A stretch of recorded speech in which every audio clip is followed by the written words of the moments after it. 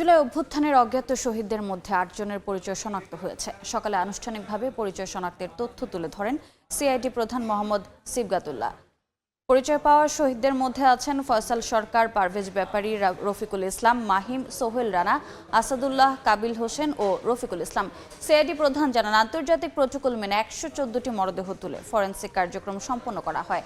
এর মধ্যে ৯টি পরিবার ডিএনএ নমুনা দিয়েছে, যার মধ্যে ৮ জনের মরদেহ শনাক্ত হয়েছে। মুক্তিযুদ্ধ বিষয়ক উপদেষ্টা ফারুকী আজম বলেন, এখনও অনেকের পরিচয় শনাক্ত বাকি। তাদের পরিচয় নিশ্চিতে কাজ চলবে। পরে ৮ জনের কবর পরিবারের কাছে হস্তান্তর করা হয়।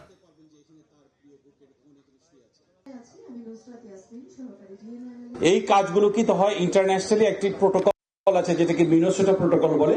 সেই প্রোটোকল অনুযায়ী প্রত্যেকটা স্টেপকে কিন্তু এটা করতে হয়। কিভাবে এটা শুরু হবে, কিভাবে এই এক্সিম গুলো হবে, সকল কাজগুলো আমরা ঠিক ওই প্রোটোকলটা অনুযায়ী করেছি।